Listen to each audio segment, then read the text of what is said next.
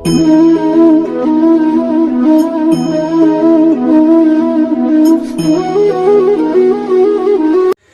Guys, welcome back. आपका अपना channel chemistry point by विशाल सोनी। आज का हमारा टॉपिक है बच्चों फैराडे सेकंड लॉ। ठीक है, एक्चुअली फैराडे फर्स्ट लॉ में मैंने आपको काफ़ी फॉर्मूले के बारे में बताया था, न्यूमेरिकल भी एक्सप्लेन किया था। ठीक है, कि कैसे जो भी हमारा किसी भी क्वांटिटी में कितना हमारा जो गैस है वो कैसे रिलीज़ होगी, कितना भी हमारा मेटल है वो कैसे डिपॉजिट होगा, और चार्ज भी हमारा कितने क्वांटिटी में रिलीज़ होगा। ठीक है, वो सारी बातें मैंने आपको एक्सप्लेन की थी।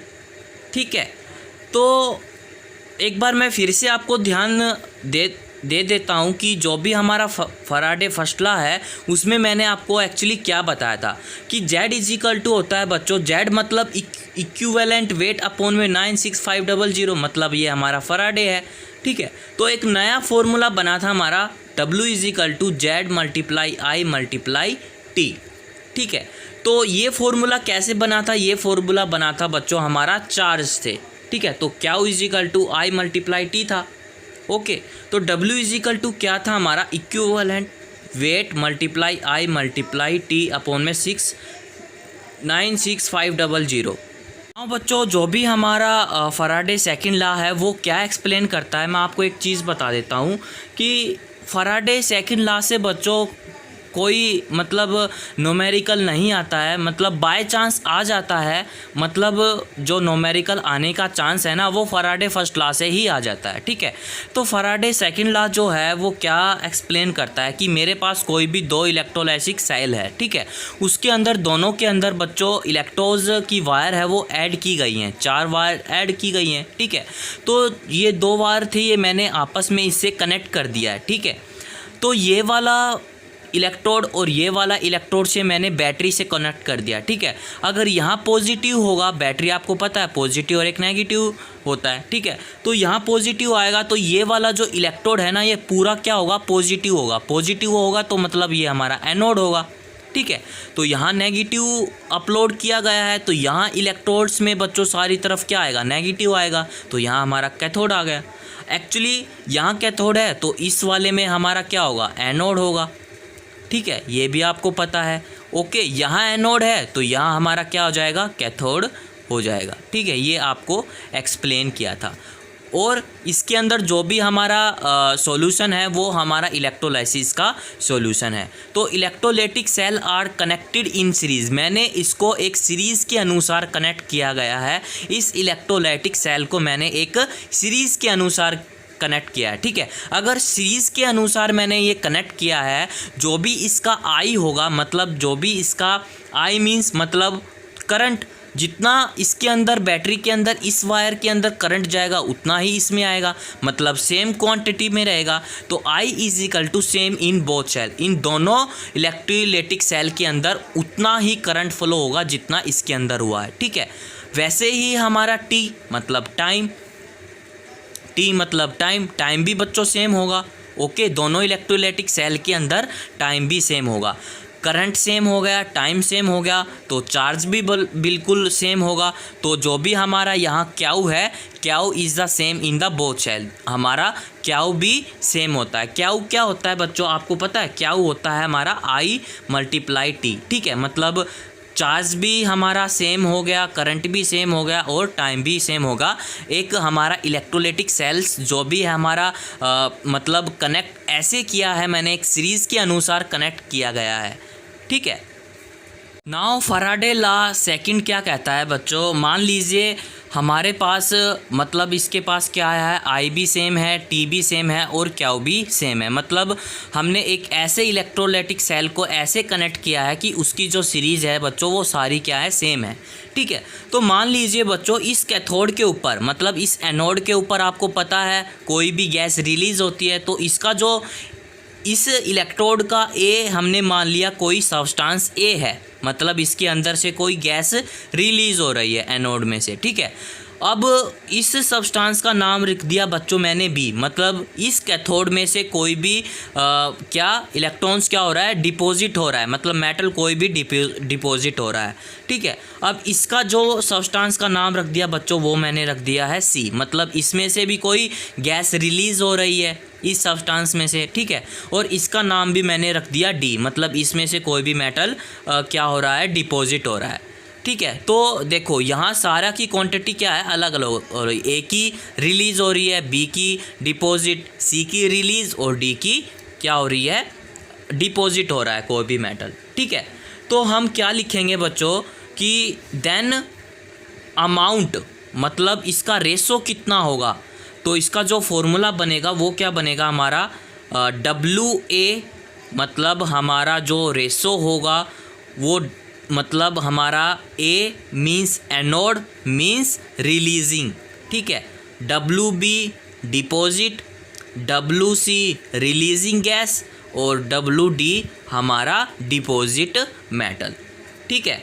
अब ये रेशो किसके इक्वल होगा बच्चों, देन अमाउंट, ये इसके अमाउंट के ऊपर इक्वल हुआ, ठीक है। अब इसको हम लिखेंगे equal to the equivalent, equivalent को हम लिखते हैं बच्चों EA से, ठीक है।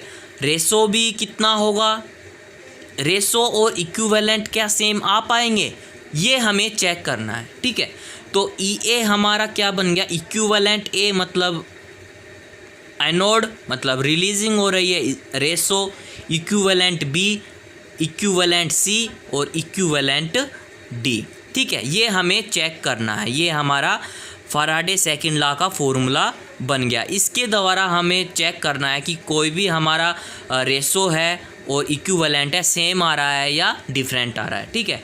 तो मेरे पास कोई एग्जांपल मान के चलो कि हमारे पास A है वो है कितना 10, B है हमारा 20, C है हमारा 30 और D है हमारा 40, ठीक है। अब इसका रेशो हम कैसे पता करेंगे कि 10 रेशो 20 रेशो 30 रेशो और 40 रेशो, ये तो रेशो आ गया।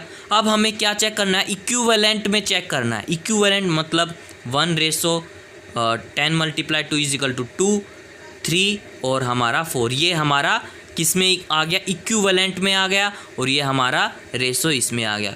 क्या आ रहे हैं, समझ में आ रहा है, अभी तक कोई दिक्कत आपको होनी भी नहीं चाहिए, ठीक है।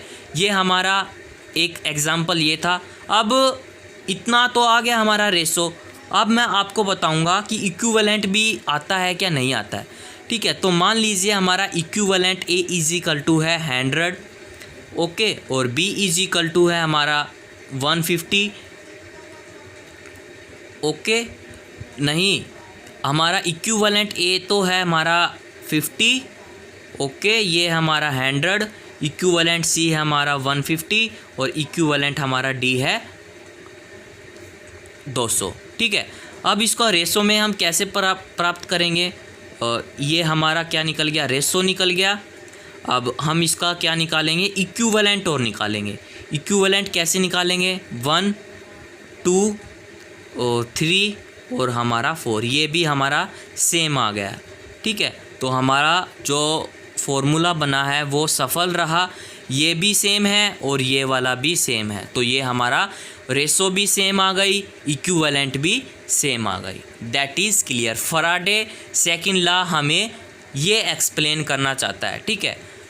एक बार फिर से समझाऊं, सुनो। हमने एक ऐसी चीज़ ली है, इलेक्ट्रोलाइटिक सेल लिया है, हमने ऐसे कनेक्ट किया है, एक ऐसे सीरीज़ के अनुसार कनेक्ट किया है जिससे उसका चार्ज भी इक्वल हो, करंट भी इक्वल हो और उसका टाइम भी इक्वल हो, ठीक है। उस इक्वल होने की वजह से एक फॉर्मूला बना है हमारा, उसका रेशो भी इक्वल होना चाहिए और इक्विवेलेंट भी उसका इक्वल होना चाहिए, ठीक है। मैंने आपको एग्जाम्पल के थ्रू भी समझा दिया है। आगे हमारा जो फैराडे सेकंड लॉ है उसकी हम डेफिनेशंस को कैसे डिफ़ाइन करेंगे कि then the electrolytic cell are arranged in series, मतलब कोई भी हमारा इलेक्ट्रोलाइटिक सेल है हम ऐसे अरेंज करते हैं किसी सीरीज़ के अनुसार 2 और मोर, मतलब यहाँ 2 से ज़्यादा हमें सीरीज लेनी पड़ेगी, एक तो हम लेके नहीं चल सकते, ठीक है।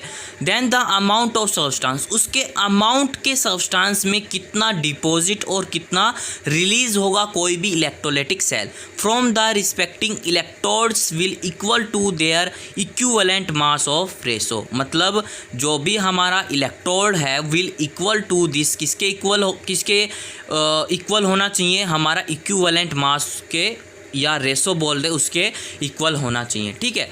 तो यहाँ हमें फराडे फर्स्ट लॉ से और फराडे सेकंड लॉ से हमने कैसे डिराइव्ड किया है। मान लीजिए बच्चों यहाँ W zinc ratio W copper, हम रिएक्शंस करते थे ना कॉपर और जिंक की, मान लीजिए कोई एग्जांपल के थ्रू, वो किसके इक्वल होना चाहिए, इक्विवेलेंट जिंक और इक्विवेलेंट कॉपर। यही तो मैंने आपको पहले जो बताया है अभी क्वेश्चंस में, वही तो प्रूफ किया है, ये हमारा ड्राइव हो गया, ठीक है। ओके बच्चों, वीडियो अच्छी लगी होगी तो लाइक करना, शेयर करना, सब्सक्राइब करना तो बिल्कुल ही मत भूलना। हमारा फराडे का टॉपिक कंप्लीट हो गया है, ठीक है। इसको बच्चों आप पढ़ो, अच्छे से नोट्स बनाओ। इलेक्ट्रोकेमिस्ट्री यूनिट 3 क्लास हमारा 12th की है, वो अच्छे से आप एक्सप्लेन करो। ओके बच्चों, थैंक यू।